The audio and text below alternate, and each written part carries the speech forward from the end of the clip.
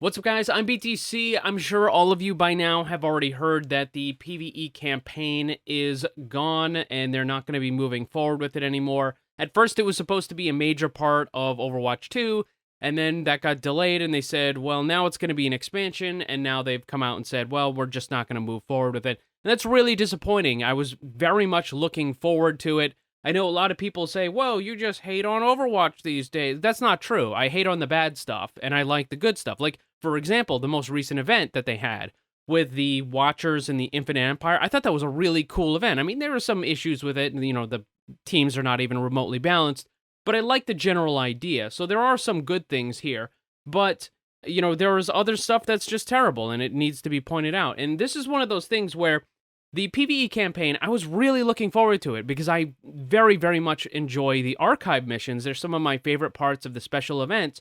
And to have a much bigger scale kind of campaign mission where it moves the story forward and you can level up your characters and you could unlock hero trees and talents and stuff, I thought that was very cool. And it kind of reminded me of the co-op from Left 4 Dead.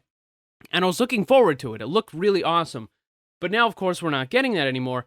And it gets even worse when you look back and you think about all the stuff that we gave up because of this. And what I'm talking about here is in Overwatch 1, the last character that we got was Echo. And then we had no new characters for, 2 years, 2.5 years, something like that? No new characters at all. No new maps. I mean, we got a couple of free-for-all maps, but those don't count. I'm talking about actual maps that are used in quick play, competitive, that sort of stuff. We had no new content for years, for over 2 years, because Blizzard, the Overwatch devs, were working on the PvE campaign mode, and then we got told, well, you know what, we're not going to release the PvE campaign mode right now, instead we're just going to shove Overwatch 2 out the door.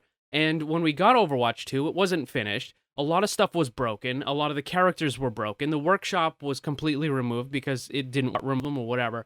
So we ended up waiting several years to get Overwatch 2, which didn't have the PvE campaign, and it didn't have a lot of the features that it was supposed to have, and even the stuff that was working in Overwatch 2 had gotten broken. So overall, we were given Overwatch 2, which was a lesser version of the first game, and now we're being told that the thing that we had been waiting for, the thing that had delayed the release of Overwatch 2, the thing that made it so there was no new characters, no new maps for several years, that thing is now not even going to happen anymore. And it's really, really disappointing. At this point, the Overwatch, I mean, it's abundantly clear that the Overwatch devs do not know what they're doing for the most part. I mean, they still make some correct decisions here and again. A broken clock is correct twice a day, that sort of thing. But really, it's very obvious that the Overwatch devs are clueless as to what they need to do and how to move forward. And, I mean, you look at Lifeweaver, they don't know how to balance the game either. And, it's frustrating because this thing that we were waiting for years and years, and the thing that caused us to not get any new content is now just not going to happen anymore. However, having said all that, I can't help but point out the biggest glaring problem with the current cooperative mission, which is the Doomfist. It is an AI-controlled character who is completely and totally worthless for the team that he's supposed to be helping. And if the Overwatch devs released an entire PvE campaign made up of Doomfist characters, it would be a joke. It would be embarrassing, even more so than all the other stupid screw-ups that the Overwatch devs keep doing.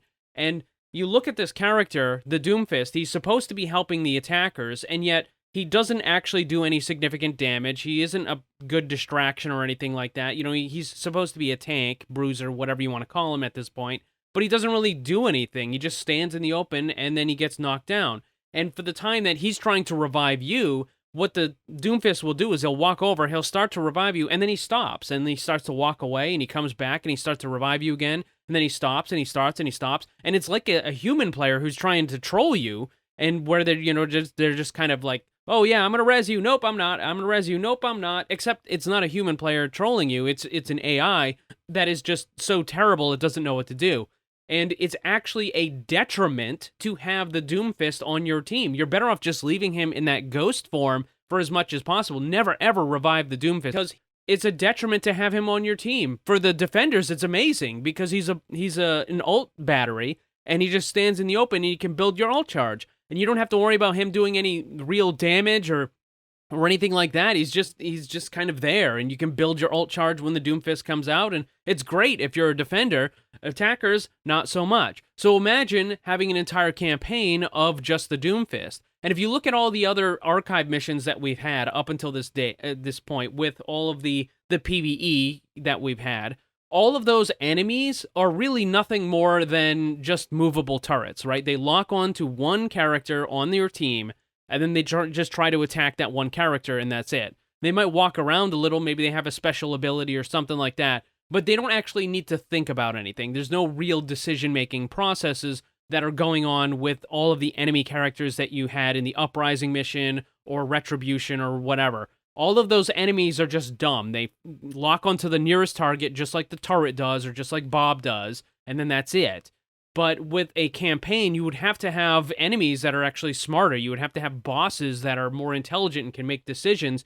And it's very clear that Blizzard doesn't know how to do that. Their AI-controlled character of Doomfist is clueless, and he is completely worthless as an actual adversary. So if they were to release a campaign with Doomfists, then it wouldn't work, and it would be embarrassing, like I said. So if we're not getting the PvE campaign, then what are we getting? Blizzard released a roadmap for Overwatch 2. Some of it looks good, some of it is kind of 5. We have Quest Watch, which is a limited time event. It's probably going to be similar to the co-op game mode that we have now. Mischief and Magic, which I'm guessing is just going to be a big theme, kind of like the Star Watch theme that we have right now. So instead of having a bunch of science fiction type character skins, we're going to have all sorts of magic type character skin. That sort of basic idea. There's going to be a cinematic reveal for a dog. I don't exactly know what that's gonna entail. The summer games, nobody cares about. Dude, nobody cares about Lucio Ball for the 8th, 9th, 10th year in a row. Nobody cares about that. On Fire is going to return, I guess. Okay, whatever. The Creator Workshop mode, maybe they're going to spotlight some more stuff or something. I don't really quite know what they're going to do. Maybe they're going to include it in the arcade for some of the workshops that are very popular or something like that. I know the workshop is currently still very, very broken, though. So, yeah, not so enthusiastic about that particular one. With Season 6, there's going to be story missions, which I'm guessing is probably going to be something similar to the archive missions that we had before. And as I've said, those are really cool. Looking forward to it. Hopefully it's not garbage, and hopefully the AI is a little bit better. A new support hero who looks like it's going to be from Peru, because that little section right there is actually from the poster. In the Antarctica Peninsula map, there's a poster on the wall for Peru, and this is a little cutout of that section. So it looks like the new support hero is going to be from Peru. And then you have Flashpoint, which is a new game mode. We don't really know too much about this yet, but my guess is it's probably going to be a somewhat time-based capture mode. If I just had to kind of guess off the top of my head, maybe there's a capture point that's available for a certain amount of time, and your team needs to go over there, and you capture it, and then you get points, and whoever has the most points at the end wins or something. I don't know, but that's Flashpoint. It's supposed to be a new game mode. We have Hero Mastery, which is the talent tree that's not a talent tree. So the devs have said that they want to include some sort of talent system. The big thing that was for the campaign isn't going to be happening, but they do want to include some sort of hero building thing. I don't know how they're going to implement this, though, without completely breaking the balance. So I'm guessing a lot of these things might end up being just kind of cosmetic changes, or perhaps it's like a side grade or a side buff kind of thing where it's not necessarily better than your original ability, but it has some sort of benefit. Like maybe you give up something in exchange for something else, right? So maybe your shield, for whatever reason, your shield doesn't have as much health on Reinhardt, but it regenerates a little bit faster or something to that effect. I have no idea for the hero mastery. And honestly, with the way the Overwatch devs are, how terrible they are at balancing to, if that's going to affect actual hero balance and if it's going to affect competitive modes and stuff, this might be a problem. So it looks like they have a new training range, which should be awesome. The player progression system, something better than the nothing we have now, I guess. Overwatch Anniversary, which is probably just going to be a whole bunch of skins that you have to buy, and then more. For Season 7, new tank hero. I don't know, they've been teasing MAGA forever. A new collaboration event, which is another limited time. That's again the co-op thing. A new control map, new winter event. So, I mean, maybe we won't get another May Snowball, which is great. Something that'll actually be interesting.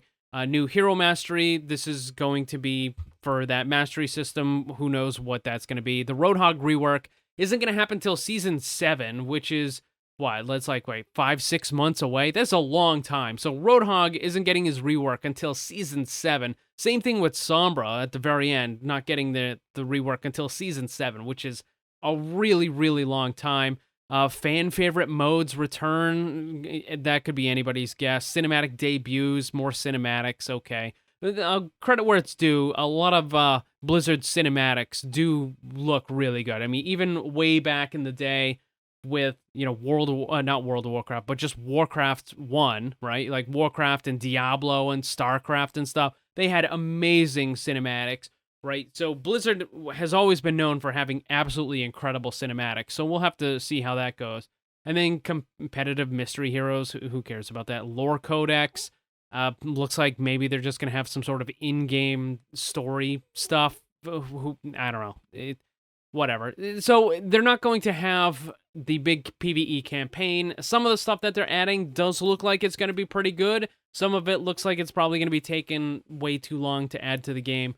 Well, we'll have to see on this stuff, but I am actually looking forward to some of the new co-op modes and the archive mission type stuff. I think that could actually be very good.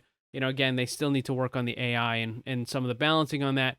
But there you go, guys. No PvE campaign at all anymore. It's gone. We're just going to get little kind of bits and pieces here and there between the seasons. It looks like it's probably going to be like every other season because they have the limited time event in season 5, and then there's going to be another limited time event in season 7, but 6 is going to have the story missions. So I'm guessing we'll have another story mission in 8, and then maybe 10, and, you know, every other one and stuff like that. So we'll have to wait and see. What do you guys think about this? Are you really disappointed that there's not going to be PvE? And if not, then what are you looking forward to for the upcoming seasons? Let me know down below. I don't ever slow up, no I don't take shit. I got no love for the fakeness. If you wanna play tough and wanna hate this, I'll always show up and make a statement. I don't ever slow up, no I don't take shit. I got no love for the fakeness. If you wanna play tough and wanna hate this, I'll always show up and make a statement. Everything I do so instinctive and